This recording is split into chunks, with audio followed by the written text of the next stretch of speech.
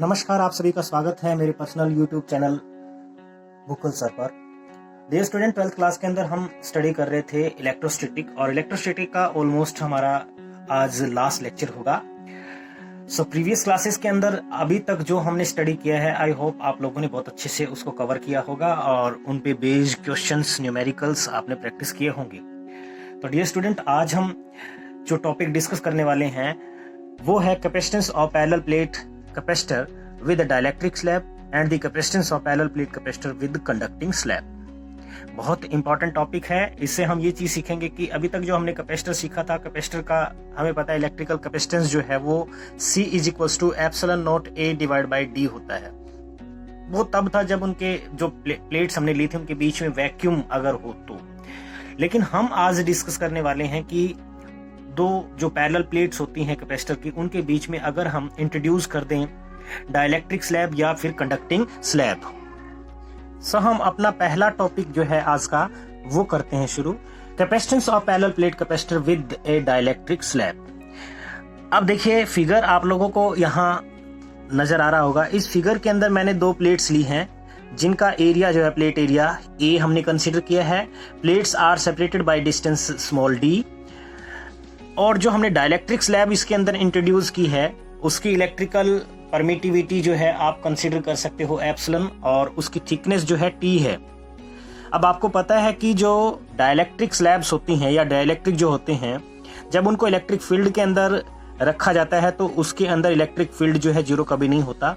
यहाँ पे EP electric field जो है इंड्यूस इलेक्ट्रिक फील्ड है जो डाइलेक्ट्रिक के अंदर इंड्यूस हुआ है, और E0 रिप्रेजेंट कर रहा है एक्सटर्नल फील्ड जो प्लेट्स की वजह से, जो प्लेट के ऊपर चार्ज है उनकी वजह से जो फील्ड बन रहा है। सो नेट इलेक्ट्रिक फील्ड यहाँ पे आपका क्या होगा, net electric field can be written as E = E0 minus EP। ठीक है, यहाँ पे मैंने QP नेगेटिव QP पॉजिटिव ये मैंने लिया है एक्चुअल में जो इंड्यूस पॉजिटिव चार्ज है और इंड्यूस नेगेटिव चार्ज है प्लेट्स के अंदर। सो डियर स्टूडेंट, अभी हम पहले बात कर लेते हैं कि जब ये स्लैब हमने इंट्रोड्यूस नहीं की थी तो पैरेलल प्लेट कैपेसिटर की कैपेसिटेंस कितनी थी। ठीक है, the capacitance of the parallel plate capacitor without dielectric slab, उसको हम C0 से रिप्रेजेंट कर देते हैं, that will be equals to epsilon naught A divide by D। ये हम पहले पढ़ चुके हैं। ठीक है, जैसे ही हम इसको डाइलेक्ट्रिक स्लैब को इसके अंदर इंट्रोड्यूस करते हैं तो उसके बाद जो है कैपेसिटेंस कितनी होगी, हमारा मेन मकसद ये है। ठीक है, now introduce the dielectric slab of thickness T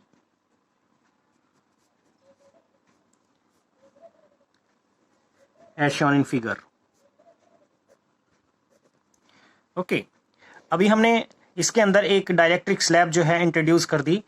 clearly एक चीज याद रखना यहां पे, वो ये कि जो हमारी थिकनेस T है डाइलेक्ट्रिक स्लैब की, it must be less than D से कम होनी चाहिए। ठीक है, अब अगर D से कम होगी तो इसके अंदर जो हमारा चार्ज इंड्यूस हुआ है, अब इसके अंदर भी एक इलेक्ट्रिक फील्ड सेटअप होगा। वो इलेक्ट्रिक फील्ड और जो एक्सटर्नल इलेक्ट्रिक फील्ड है दोनों अपोजिट डायरेक्शन में है। नेट इलेक्ट्रिक फील्ड जो हमारा बन रहा है E0 minus EP। Clear? Now we have to find the potential difference between the plates of the capacitor. Now the potential drop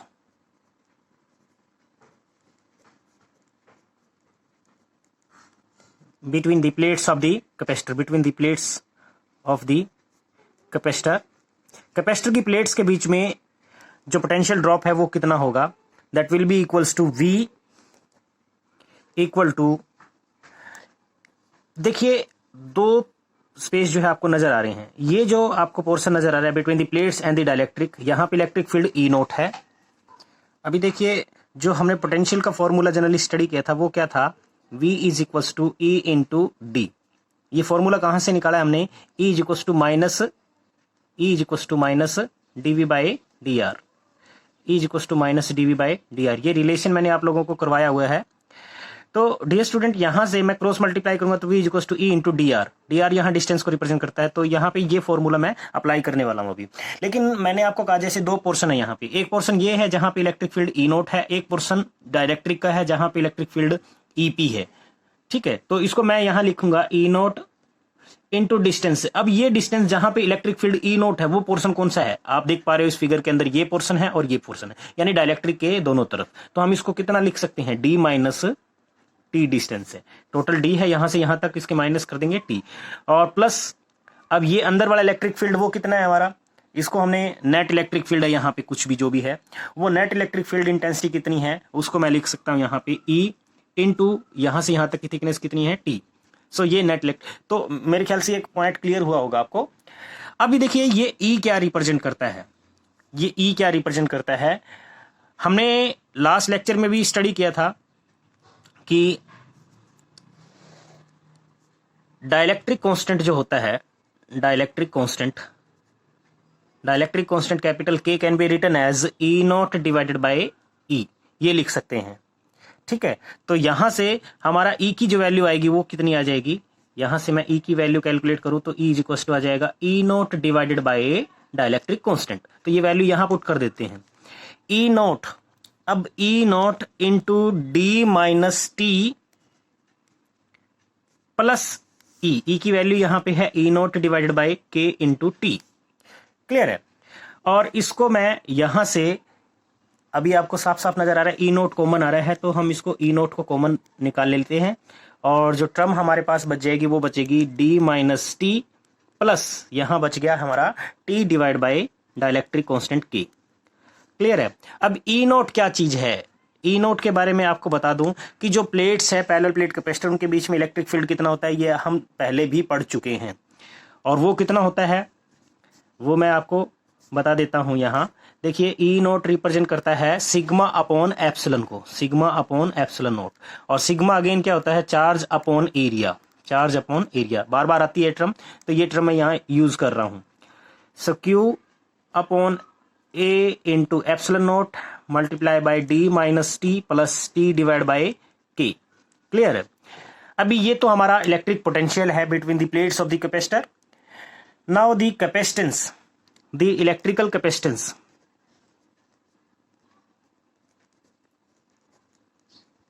the electrical capacitance of the capacitor वो कितनी होगी, that will be equals to C equal to Q divided by V। so V की value अभी आपने find out कर ली थी, Q divide by V, V की value हमारे पास है Q into D minus t plus t divide by capital K, और जो A इंटू एप्सिलॉन नोट है वो हमने ऊपर लिख लिया, Q विल गेट कैंसिल, और जो वैल्यू आ गई हमारे पास में C equals to A into epsilon naught divide by D minus t plus T divide by capital K। ये हमारी इलेक्ट्रिकल कैपेसिटेंस होगी with dielectric slab, with dielectric slab. अब इसमें मॉडिफाई मैं थोड़ा सा इसको अगर करूं तो कई जगह पे इसमें से D कॉमन लेकर के ऐसे भी लिख रखा है, A epsilon naught divide by D common अगर ले लेते हैं तो 1 minus T divide by D plus t divide by K into D, ये भी लिखा जा सकता है। और A upon epsilon note, A epsilon naught divide by D को हमने लिया था C नोट, ठीक है, C नोट से रिप्रेजेंट किया था, तो ऐसे भी लिखा जा सकता है, C is equal to C naught divided by 1 minus T divide by D plus t divide by K into D, ये भी लिखा जा सकता है। क्लियर है, और इसी में मैं थोड़ा सा पॉइंट और ऐड कर देता हूं, अगर if small t is equal to D हो, small t is equal to D हो, तो ऐसे करने पे क्या होगा, देखिए हमारा ये जो एक्सप्रेशन है यहाँ पे हम D की वैल्यू, t की जगह पे D की वैल्यू पे रख देते हैं, D minus D will get cancel, और K ऊपर चला जाएगा, तो उस केस में हमारा C इज इक्वल टू आ जाएगा K times the epsilon naught A divide by D, ये हो जाएगा। ठीक है, when T is equal to D, या ये कह सकते हैं कि slab touching the plates, that is slab touching the plates. जब प्लेट्स को टच करते होगी तो ये कैपेसिटेंस होगी। और इस टॉपिक को करने के बाद जो रिजल्ट आपको मिला है इंपॉर्टेंट है, नो डाउट, लेकिन इसमें एक चीज और समझने की है, वो ये कि अगर हम डाइलेक्ट्रिक स्लैब इंट्रोड्यूस करते हैं उससे हमारे कैपेसिटर की कैपेसिटेंस इंक्रीज हुई है या डिक्रीज हुई है। तो डियर स्टूडेंट, मैं आपको पहले ही बता देता हूं, जैसे ही हम कैपेसिटर पैरेलल प्लेट कैपेसिटर है उसके अंदर चाहे डाइलेक्ट्रिक स्लैब इंट्रोड्यूस करें या कंडक्टिंग स्लैब इंट्रोड्यूस करें, दोनों ही केस में कैपेसिटेंस जो है वो इंक्रीज होती है।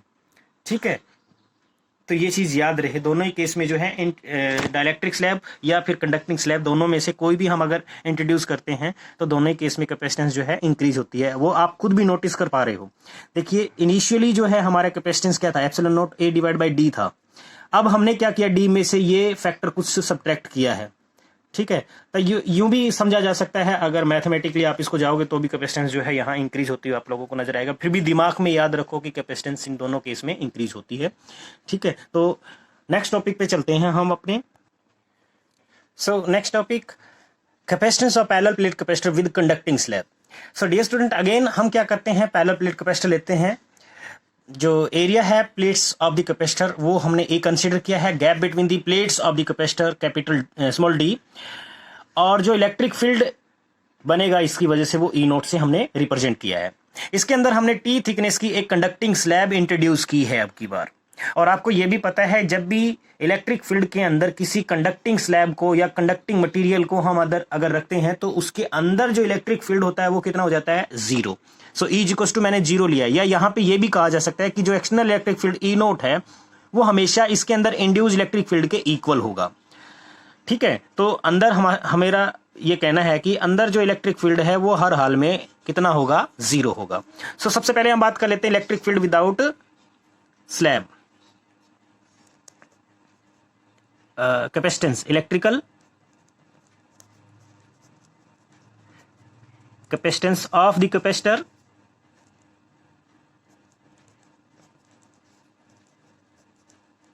Without slab.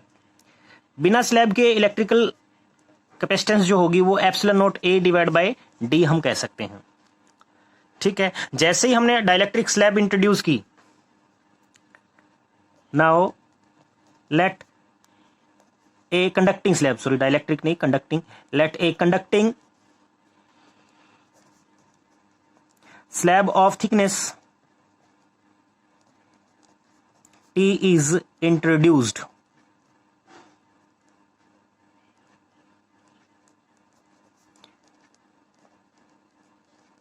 between the plates of the capacitor, between the plates of the capacitor. अब देखिए, कैपेसिटर की प्लेट्स के बीच में हमने एक टी थिकनेस की डाइलेक्ट्रिक स्लैब इंट्रोड्यूस कर दी, कंडक्टिंग स्लैब, सॉरी डाइलेक्ट्रिक नहीं, बार बार कंडक्टिंग यहां पे वर्ड है।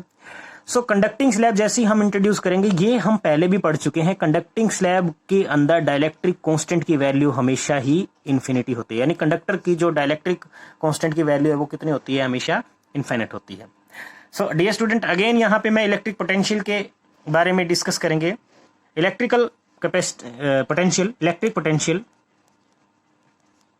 Electric potential between the plates of the capacitor, between the plates of the capacitor. अब कैपेसिटर की जो प्लेट्स हैं उसमें हम इलेक्ट्रिकल पोटेंशियल कैसे कैलकुलेट करते हैं, V is equals to, again formula मैं यहां अप्लाई करूंगा, E into D. So potential is equals to electric field into distance. अब अगेन हमारे पास में इलेक्ट्रिक फील्ड दो पोर्शन है, एक ई नोट वाला पोर्शन जो स्लैब को हम यहां पे टच नहीं करवा रहे प्लेट से, तो स्लैब और हमारी जो प्लेट है इन दोनों के बीच का रीजन जहां पे इलेक्ट्रिक फील्ड ई नोट है, तो इसको मैं ले सकता हूं यहां पे ई नोट इंटू, ये कितना स्पेस है, ये है हमारा डी माइनस टी। अब अगर दूसरा इस जगह का इलेक्ट्रिक फील्ड हम अगर कंसीडर करें तो आपको पता है कि यहां पे नेट इलेक्ट्रिक फील्ड कितना है, zero. So E into thickness अगर टी ले तो ये फील्ड कितना है, ई यहां पे इस केस में कंडक्टर के केस में कितना होता है, zero, net electric field zero होता है। So V is equals to, we can say that E naught D minus T, this will becomes zero. Again E naught किसके इक्वल है, ई नोट हम पढ़ चुके हैं कि E naught is equal to हमारा होता है सिग्मा अपॉन एप्सिलॉन नोट, और सिग्मा क्या है, surface charge density, so it can also be written as Q upon epsilon note ई। तो मैं ये वैल्यू एज इट इज यहाँ पुट कर देता हूं, क्यू अपॉन एप्सिलॉन नोट ए इंटू डी माइनस टी। ठीक है, ये पोटेंशियल हो गया। अब इलेक्ट्रिकल कैपेसिटेंस कितनी हो गई यहाँ पे, now the capacitance of the capacitor, उसको हम C is equal to Q by V लिखते हैं। So Q divide by V that is Q into D minus T, और डिवाइड बाई एप्सिलॉन नोट वो ऊपर चला जाएगा, Q will get cancel. So C is equal to हमारा आ जाएगा यहां से term epsilon note A divide by D minus T, ये कैपेसिटी हो जाएगी। ठीक है, पहले कितनी थी, epsilon note A divide by D, अब माइनस टी और हो रहा है, इसका मतलब इलेक्ट्रिकल कैपेसिटेंस क्या होगी, इंक्रीज होगी। और you may write it as epsilon note A divide by D, हम यहां से कॉमन ले लेते हैं 1 minus T divide by D. ठीक है, और ये किसको रिप्रेजेंट करता है, ये C note 1 minus T divide by D. तो ये फॉर्मूले इसी के हैं, क्लियर है। अभी अगर हम ये कहें if conducting slab touching the plates को अगर टच करता हो, सो हमारा T इज इक्वल टू क्या हो जाएगा, D। T और D जो है सेम हो जाएगा, तो इस जगह पे आप वैल्यू पुट करोगे तो देखो क्या बनेगा, C is equal to epsilon note A divide by D minus D, तो ये इनफाइनाइट हो जाएगा। ठीक है, इसीलिए हमेशा याद रखना किसी भी कैपेसिटर के अंदर जो कंडक्टिंग स्लैब है उनको प्लेट्स ऑफ द कैपेसिटर के साथ में हम कांटेक्ट में नहीं रखते। ठीक है, इनफाइनाइट कैपेसिटी हो जाती है, वो कंडक्टर की तरह से बिहेव करेगा। तो कैपेसिटी आप लोगों को मेरे ख्याल से क्लियर हो गया होगा। अब यहाँ पे भी कैपेसिटी जो है, जब टी थिकनेस की हम कंडक्टिंग स्लैब इंट्रोड्यूस करते हैं तो क्या हो रहा है, इलेक्ट्रिकल कैपेसिटेंस या कैपेसिटी जो है कैपेसिटर की इंक्रीज हो रही है। ठीक है, एक और छोटा सा यहां पे मैं आपको आइडिया दे देता हूं। देखिए C नोट जो हम इसको लेके चल रहे थे epsilon note A divide by D, ठीक है, और अगर हम डाइलेक्ट्रिक स्लैब इंट्रोड्यूस कर देते हैं between the plates of the capacitor with dielectric slab, और वो T is equal to D लिया हो मैंने, ये कंडक्टर का केस था, मैं डाइलेक्ट्रिक स्लैब की बात कर रहा हूं यहाँ पे। तो उस केस में हमने स्टडी किया था C इज इक्वल टू क्या होता है, epsilon note A divide bye यहाँ पे कुछ कैपेसिटी जो निकल के आ रही है वो क्या थी, याद होगा आप लोगों को, that is equals to 1 minus 1 यानी, और T डिवाइड बाय यानी D divide by capital K, ये कुछ था, ये कैंसिल हो जाता है, और हमने कहा था कि K times the epsilon note A divide by D हो जाती है, ये हमने लास्ट में लिखा था। ठीक है, तो इन्हीं का रेशियो अगर हम लें, ये क्या चीज को रिप्रेजेंट करता है, electrical permittivity of any medium, जिसका डाइलेक्ट्रिक कांस्टेंट हमने K लिया है। तो इसी फॉर्मूले को हम ऐसे भी लिख सकते हैं, epsilon A divide by D, ये भी लिखा जा सकता है। इन्हीं का रेशियो अगर हम बनाएं तो क्या बनेगा, इन्हीं का रेशियो, यानी मैं डिवाइड कर देता हूं C divide by C naught. C हमारे पास epsilon A divide by D है, और इसको पलट के लिखोगे D divide by epsilon note A, so A will get cancel, D will get cancel, और एप्सिलॉन अपॉन एप्सिलॉन नोट आ गया। ये किसको रिप्रेजेंट करता है, एप्सिलॉन R को, एप्सिलॉन R, या इसी को हम क्या बोलते हैं, dielectric constant. So we can say that dielectric constant capital K is also equals to C upon C not, या फिर इसको एप्सिलॉन अपॉन एप्सिलॉन नोट भी लिखा जा सकता है। ठीक है, आई होप ये आपको क्लियर हुआ होगा। So dielectric constant is also defined as the ratio of electrical capacitance of the capacitance with any medium to the electrical capacitance of vacuum between the plates of the capacitor। ठीक है, तो इस तरीके से भी आप डिफाइन कर सकते हो। ये दोनों डेरिवेशन मैंने आप लोगों को करवाया, बहुत इंपॉर्टेंट है, डायरेक्ट भी बोर्ड एग्जाम्स में आ जाता है, और बाकी न्यूमेरिकल जब आते हैं तो न्यूमेरिकल्स की भी प्रैक्टिस कर सकते हो। तो डियर स्टूडेंट, आज का जो मैंने आप लोगों को लेक्चर दिया है, इनके PDF नोट्स आपको नीचे डिस्क्रिप्शन में लिंक मिल जाएगा, वहां से आप डाउनलोड कर सकते हो। और दूसरा जो है, बार बार रिक्वेस्ट है कि लाइक शेयर सब्सक्राइब करना ना भूलें, और अपने फ्रेंड्स को भी चैनल सब्सक्राइब करवाइए।